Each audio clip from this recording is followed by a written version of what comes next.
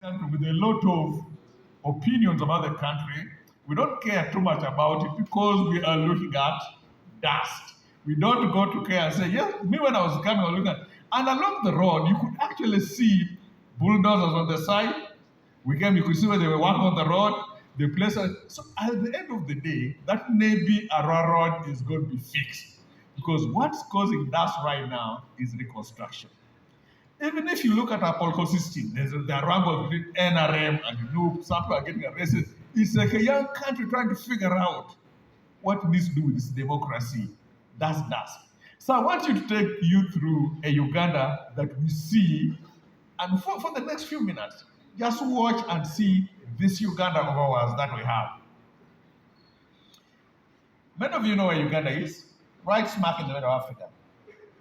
One thing you may not know is Uganda, it takes 3.5 hours to fly from Entebbe to Lagos, Nigeria. 3.5 hours to fly from Entebbe to Johannesburg, South Africa. 3.5 hours to fly from Entebbe to Cairo. So between 3.5 hours, you pretty much have covered most of South Africa, most of North Africa, most of West Africa. We are right smack in the middle of Africa as a heart. Now, I usually tell guys, here are some facts about Uganda. What most people don't know is that our national language is not English, it is Swahili. And how many of you guys learn Swahili? I know in Arua we speak a lot of Swahili, much better than we do out in the East and Central. But our national language is Swahili. And we should try to learn to do that. But a lot of things, this is what other people say about us. This is a document that was produced in 1946 by a man called Worthington, a development plan for Uganda. This is 1946.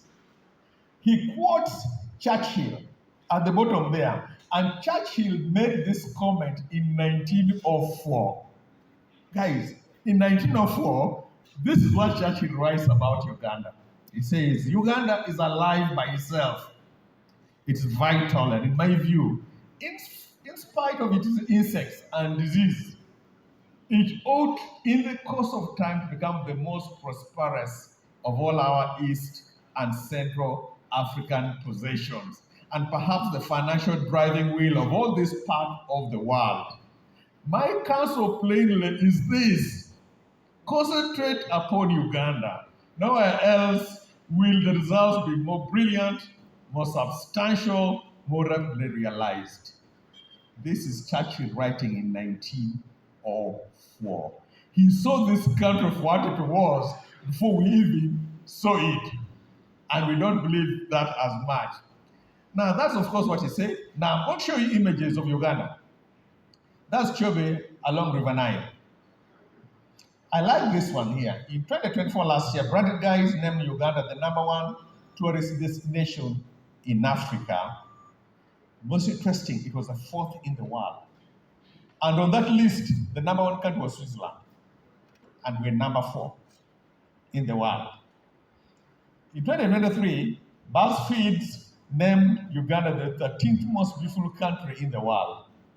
I disagree. I think we are #2 or #1. But I did write the article. So we'll go with what BuzzFeed saying. Now, we are the home of Victoria, the largest freshwater lake in Africa, the largest number of mountain gorillas. Rwandese think they have the gorillas. Our gorillas just go visit there. They figured out how to name them before we did, but the gorillas are on our side. The longest river in the world, the Nile. We have the most birds in the world, over 1,000 species. Only in Uganda, do not please, if a lion is chasing in Uganda, don't climb a tree, because we have the largest number of tree climbing lions there. Rwenzori Mountain is on the equator and it has snow on top of it, a phenomenon that no other country can replicate. We the people love to work hard. We love to pray earnestly. We honor our traditions. We love our Malakwang and all those things related to that.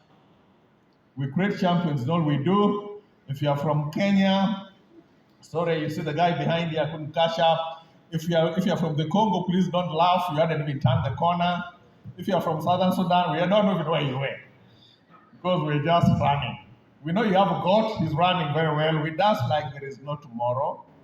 You can get to across Uganda on Uganda Airlines, on the highway, on the Vanessa if you're going to go to Kalangala. Just enjoy the walk, get on a border, or just take a ride. And all these are images of what happens around us in the country. You can choose to stay at, for example, Serena Hotel or Le Confidential, which we stayed in, very nice hotel. You can go to Mbarara, wherever you choose to stay, a simple African hut, or you can just go on a tent. And that's basically In a the glimpse. heart of Uganda, where the sun wraps the sky in warm and golden light. Here the snow-capped peaks meet the equator. Opportunities soar as high as our majestic mountains. The wild calls with the promise of adventure and discovery. And the waterfalls echo the endless possibilities flowing through our land. Beyond the stunning landscapes lies the true heartbeat of Uganda. It's in the vibrant, dynamic people. It's in our relentless drive to make lives better. Our hope in tomorrow's nation builders. It's in the rhythm of our dance. It's in our passion and every stride towards progress. In the moments that bind us. In the rich fusion of our cuisines. It's in our everyday hustle and in our grind. Striving to build a brighter, more prosperous future. Uganda, a land abundantly endowed with resources. Brimming with opportunities waiting to be harnessed, where possibilities are vast as our landscapes, and the spirit of progress is unyielding. This is Uganda, a place we call home. Explore and invest, unravel the pearl of Africa. And we are all citizens of this country. Yes, we know we complain a lot, but we each have a role to play in this country. I tell guys who are very interesting that, see, you are driving or riding your border or driving your car and the policeman stops you because you don't have a license. So what do? You pay the policeman to go off. Then you turn around and say all policemen are corrupt. And you didn't pay for the license. Why did you do the good thing and pay for the license? And these little things help us build a better country that we call Uganda. So I'm just going to talk a little bit about the fund because it's important to that we realize where we came from. Now we're set up by Parliament. I'm not going to go through most of you know. I think the last part is what's interesting. When the law passed in the fund, and I'll show you an example later on, they said you as an employee you put in 5%. The government forced the employer to put 10%. Let me tell you what that means in practical terms. Suppose you are earning 500,000 shillings, or let's make it, you're earning 100,000 shillings. 5% is 5,000 shillings. The employer on that one day has to put 10,000 shillings. In finance, we say on that one day you earn 200%. In finance, you've earned 200% because as soon as the employer puts that money in, that money belongs to you, the employee. Now I'm talking to you as both an employee and employer. That employee just earned 200% on day one. Now I want you to ask a question. I know many of you when I look at the activities in Arua, people are busy investing. Tell me that one thing you can put your money in on day one and you triple it. You put 5,000, at the end of the day you get 15,000 safely, and you're not gambling.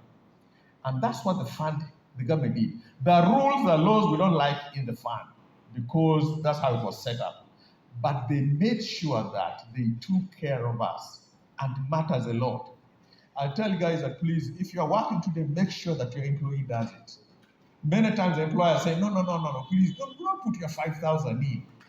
What they've not told you is, I don't want to put my 10% in. That's really what they're telling you. But remember, you're leaving that money behind if you do not make sure that that employer puts your money in and it grows. If you look at the 2024, and I'm using 20 because of audited numbers, I'll just certainly want to concentrate on the last part of it, which is our impact to the economy. At the end of 2024, NSF Uganda held about 11% of GDP of the country.